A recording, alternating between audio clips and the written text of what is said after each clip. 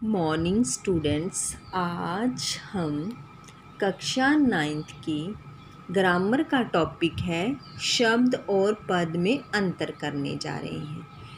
इस टॉपिक को हम पहले भी कर चुके हैं, आज इसकी दोहराई करेंगे। सबसे पहले हम जानेंगे कि शब्द क्या है। शब्द की परिभाषा: मुख से बोली जाने वाली या कान से सुनी जाने वाली सार्थक और स्वतंत्र ध्वनि या ध्वनि समूह को शब्द कहते हैं। जो भी हम मुख से बोलते हैं और कान से सुनते हैं, उन सभी ध्वनियों को क्या कहते हैं? शब्द कहते हैं। वो सारी ध्वनियाँ सार्थक होनी चाहिए और स्वतंत्र होनी चाहिए। सार्थक मतलब अर्थ हो उनका, स्वतंत्र मतलब वो व्याकरणिक नियमों में न बंधी हो।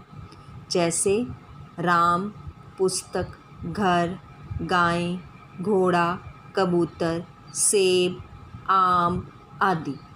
राम, ये सारे क्या हैं? शब्द हैं। इनका अर्थ निकलता है और ये स्वतंत्र भी हैं, क्योंकि ये व्याकरणिक नियमों में नहीं बंधे हैं, इसीलिए शब्द हैं। साधारण भाषा में हम कहते हैं कि वर्णों के समूह को शब्द कहते हैं। जैसे र, म, न, ये 3 वर्ण हैं। जब इनको हम एक साथ लिखेंगे तो ये क्या बन जाएगा? रमन। तो ये सार्थक भी है और स्वतंत्र भी है, इसीलिए ये शब्द है। क्या? रमन। यहाँ सार्थक शब्द का अर्थ है वे शब्द जिनसे किसी अर्थ का बोध हो। जिनसे व्यवहार में आने वाले किसी अर्थ का बोध ना हो, वे शब्द निरर्थक हैं। वही बात, उदाहरण के लिए खाना वाना लाओ, फल वल खा लो, नाच वाच देख लो, गाना वाना सुन लो। इन वाक्यों में क्या है? खाना, फल, नाच और गाना, ये 4 क्या हैं? सार्थक शब्द हैं। और वाना, वल, वाच और वाना निरर्थक हैं, क्योंकि इनका कोई अर्थ नहीं निकलता। खाना का तो अर्थ है, वाना का कोई अर्थ नहीं है। फल अर्थ है, खाने वाले फल, फ्रूट को कहते हैं। वल क्या है? वल का कोई अर्थ नहीं, ये निरर्थक हैं। पद की परिभाषा: शब्द के बारे में हमने जान लिया। अब पद: वाक्य में प्रयुक्त शब्द को पद कहा जाता है।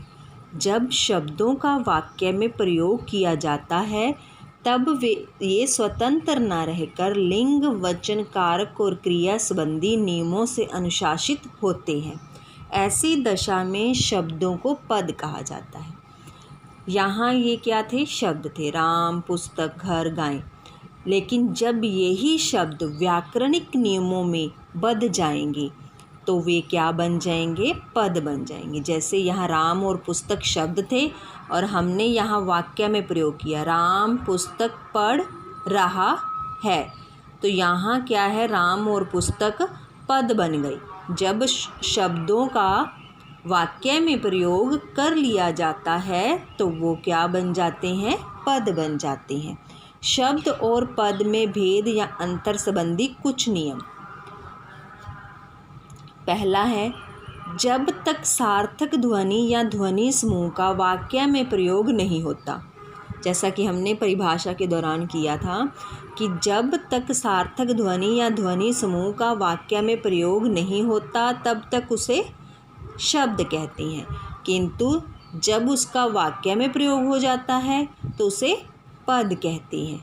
जैसे राम, मोहन, भाई, ये 3 स्वतंत्र शब्द हैं, किंतु राम मोहन का भाई है। इस वाक्य में प्रयुक्त होने पर ये तीनों पद बन जाते हैं। वाक्य में प्रयोग कर लिया तो पद बन गई। शब्द भाषा का स्वतंत्र और सार्थक ध्वनि समूह है, जबकि वाक्य में प्रयुक्त होने पर पद स्वतंत्र नहीं रहता। वह लिंग, वचन, कारक आदि नियमों में से अनुशासित और उन पर निर्भर हो जाता है, यानी कि वो व्याकरणिक नियमों में बंध जाता है जब शब्द वाक्य में प्रयोग कर लिया जाता है। आगे है जी पद के भेद। पद के निम्नलिखित 5 प्रकार के होते हैं। पद के भेद यानी कि पद है जो वो 5 तरह के होते हैं। पहला है संज्ञा, सर्वनाम, विशेषण, क्रिया और अव्यय। ये क्या है? इसके 5 भेद हैं। आशा है कि आपने ये टॉपिक अच्छे से समझ लिया होगा। इसमें से क्वेश्चन बनते हैं, शब्द किसे कहते हैं, पद किसे कहते हैं, शब्द और पद में अंतर क्या है, या फिर पद के कौन कौन से भेद हैं।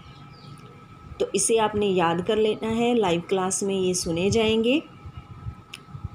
धन्यवाद।